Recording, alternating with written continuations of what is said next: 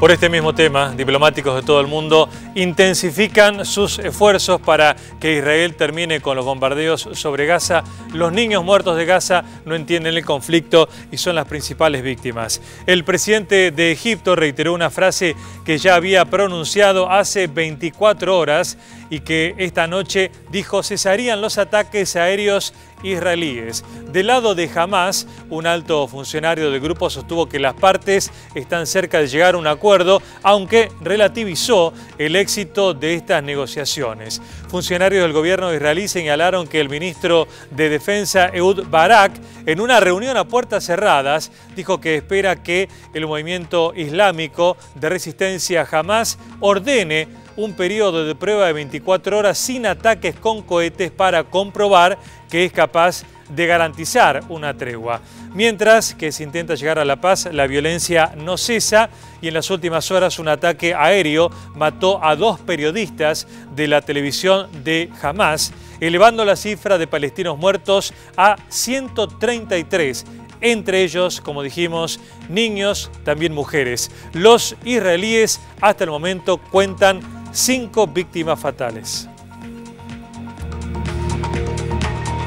Como acaba de contarles Juan, los hechos los conocemos, hablamos de misiles, de bombas, de muertos, pero ¿cuáles son las palabras que definen lo que está ocurriendo en este momento en la Franja de Gaza? Está Pedro Brigger allí en el plasma, al lado del mapa para contarnos. Hola, Pedro.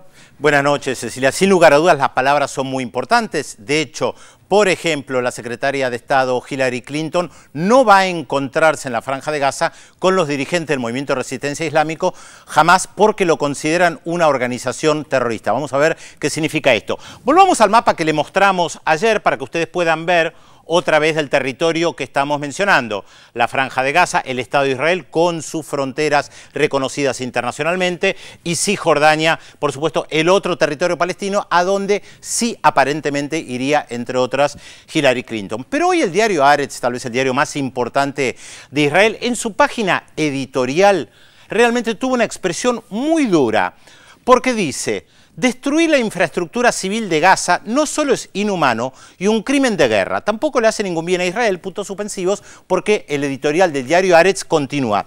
Y usan la expresión crimen de guerra, realmente una palabra muy fuerte. Mire, la idea es ir a ver qué dicen respecto al crimen de guerra, Naciones Unidas. ¿Qué palabras tenemos que utilizar? Porque la usan de ambos lados, se acusan de terroristas, de crímenes de lesa humanidad, de genocidio. Veamos qué dice Naciones Unidas. Naciones Unidas califica como crímenes de guerra en diferentes resoluciones la violación de los derechos económicos y políticos de la población autóctona por una parte y la política de apartheid por otra. Después veremos, cada uno de ustedes decidirá a quién le cabe el sayo, como se dice, terrorismo, palabra clave cuando se habla del Medio Oriente. Y acá hay múltiples definiciones. Naciones Unidas no llega a una definición. Podía elegir muchas yo. ¿Qué elegí? Fui a un libro publicado en los Estados Unidos por el Centro Internacional de Periodistas, una de las organizaciones más respetadas en los Estados Unidos de periodistas. Yo estuve con ellos en Washington hace unos días, me dieron este libro, justamente, Las palabras en combate. ¿Qué palabras hay que utilizar? ¿Qué dicen el Centro Internacional de Periodistas en Washington? Terrorismo es un acto de violencia contra civiles que busca infundir temor en una sociedad. Otra palabra fundamental que se está usando mucho, genocidio. ¿Qué dice Naciones Unidas respecto al genocidio? La intención de destruir total o parcialmente a un grupo nacional, étnico, racial o religioso. Se acusan mutuamente de genocidio también. Otra palabra que utilizamos ayer que es fundamental para poder entender lo que sucede, ocupación. ¿Qué es ocupación? ¿Qué dice Naciones Unidas? Se considera como ocupado un territorio cuando se encuentra colocado, de hecho, bajo la autoridad del ejército enemigo. Eso es lo que dice Naciones Unidas respecto de la palabra ocupación. Y una palabra clave que no ha aparecido mucho, pero que es fundamental entender. 242, en realidad es una resolución de Naciones Unidas de 1967 y que es clave, porque dice: retiro de las Fuerzas Armadas israelíes de los territorios que ocuparon durante el reciente conflicto. Más allá de la definición y utilización de cada una de las palabras, ustedes como televidentes pueden mirarlas, leerlas y ver a quién le cabe el sayo.